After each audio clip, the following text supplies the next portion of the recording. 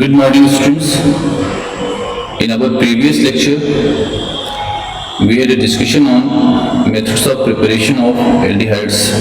Today, we are going to discuss the important physical properties of aldehydes and ketone. Students, तो सबसे पहले क्या करिए कि एल्डिहाइड और कीटोन की जो बॉइलिंग पॉइंट की बात करिए। स्टूडेंट्स, आपको बताया था मैंने कि किसी भी कंपाउंड का जो बॉइलिंग पॉइंट है that depends on the strength of intermolecular force present in the molecule. तो आप सबको पता है कि जो कार्बोनिल कंपाउंड हो, चाहे वो एल्डिहाइड हो चाहे आपका कीटोन हो, बेटे उसमें जो इंटरमॉलिक्यूलर फोर्स हो सकता है इस पोलर बॉन्ड के नाते, ठीक है, पोलर बॉन्ड जो प्रेजेंट है सीओ, पक्का वो डाइपोल डाइपोल इंटरेक्शन होगा। अगर ये डाइपोल डाइपोल इंटरेक्शन होगा तो डेफिनेटली इसकी जो स्ट्रेंथ होगी वो वन टू वन फोर्स से स्ट्रांग होगी, लेकिन हाइड्रोजन बॉन्ड से बेटे ये वीक होगी। सो आप समझ सकते हो, if you take that is hydrocarbon, alkene आप ले लो, ईथर ले लो, कार्बोनिल कंपाउंड ले लो और एल्कोहल ले लो, तो आपको दिखाई क्या पड़ेगा कि अगर आपको कह दूं कि इसको कंपेयर करें इनके बॉइलिंग पॉइंट को, तो पक्का आप कहोगे कि जो हाइड्रोकार्बन है that should have the least boiling point, ether should be higher boiling point, carbonyl compound should be higher than ether here, and alcohol has the maximum boiling point here. क्योंकि पता है बेटे ये जो अल्कोहल में जो bond present होगा वो हाइड्रोजन बॉन्ड होगा, due to presence of hydrogen bond alcohol should have the highest boiling point. Students, दूसरी बात सोचिए, जो दूसरी प्रॉपर्टी की बात आपको करनी है वो है सॉल्युबिलिटी की। तो बेटे सॉल्युबिलिटी को डिटरमिन करने के लिए आप यहाँ पर सॉल्युबिलिटी का जो प्रिंसिपल है जिसमें हम लोग कहते हैं the compound is able to form hydrogen bond with water molecule, definitely that compound should be soluble in H2O। तो बताएं बेटे ये दोनों कंपाउंड आपके एल्डिहाइड और ketone both have ability to form hydrogen bond with H2O। अगर मैं आपसे दिखा सकता हूँ इसको, वी हैव बेटे एल्डिहाइड का फीचर आपको शो कर रहा हूँ, This has ability to form hydrogen bond with H2O। आप सोच सकते हैं ऐसे, this can form the hydrogen bond here, likewise the ketone can also form the hydrogen bond with H2O। So if this is able to form hydrogen bond with H2O, no doubt these two compounds, that is aldehyde as well as the ketone, both are soluble in H2O। Students, now but एक बात और समझिए कि लेकिन बेटे जो lower members हमारे हैं, जैसे एल्डिहाइड के लोअर मेंबर की बात करें, बेटे मेथेनॉल की बात करें, आप मेथेनॉल ले लो, आप एथेनॉल ले लो, first two member of aldehyde है और बेटे फर्स्ट जो member of propanol, these are highly soluble in H2O। But जब आप इसका मोलर मास बढ़ाते हो एल्डिहाइड और कीटोन के, इनसे बड़े मेंबर जब आप लेते हो तो no doubt solubility value decrease करती है। It is due to the predominance of hydrocarbon present in the molecule. But बेटे आपको पता होना चाहिए एक बात जो दिखाई पड़ती है कि all the aldehydes as well as ketone are soluble in organic solvents like ether, alcohol and so on so. Now after that let us take बेटे important chemical properties of aldehyde and ketone. Students, हमको पता है कि हमारा जो aldehyde और ketone है this contains polar CO group here.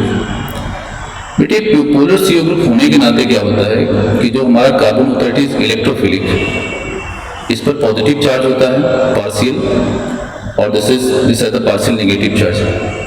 Due to the presence of partial positive and partial negative charge, बेटे ये जो कार्बन है that is electrophilic in nature, where the oxygen बेटे is nucleophilic in nature. So one of the most important chemical properties form by aldehyde and ketone is the nucleophilic addition reaction. Student बात दिमाग में रखिएगा, अगर ये bond double bond होता carbon carbon के बीच का, पक्का बेटे यहाँ इलेक्ट्रोफिलिक एडिशन होता है, जैसे कि एल्कीन में आप देख चुके हो, लेकिन फिर compound contains CO double bond, no doubt the important chemical properties formed by this type of element should be nucleophilic addition reaction.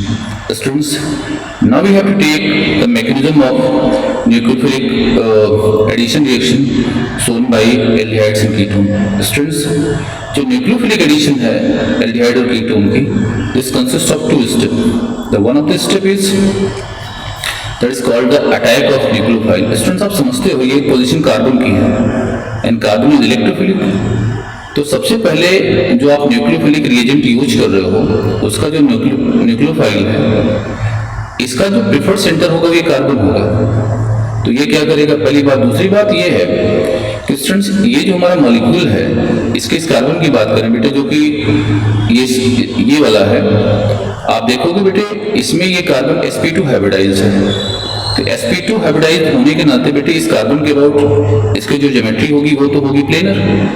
इस प्लेनर ज्योमेट्री के नाते जो न्यूक्लियोफाइल है इस इलेक्ट्रोफिलिक सेंटर पर बेटे क्या करेगा, वो अटैक करता है। लेकिन जो साइड ऑफ अटैक है वो इस मॉलिक्यूलर प्लेन के परपेंडिकुलर हो सकता है, होता है। Definitely should be perpendicular to the molecular plane. तो बेटे प्लेन के परपेंडिकुलर डायरेक्शन से ये इस कार्बन पर अटैक करता है। जब ये अटैक करता है तो बेटे एक दो चीजें चेंजेस होते हैं, एक नया बॉन्ड फॉर्म होता है और इस कार्बन का जो कि ये sp2 हाइब्रिडाइजेशन था यहाँ पर बेटे, अब उसका हाइब्रिडाइजेशन sp3 हो जाता है। अगर sp2 से sp3 हुआ तो नो डाउट इसकी ज्योमेट्री यहाँ पे प्लेनर से ये टेट्राहेड्रल हो गई।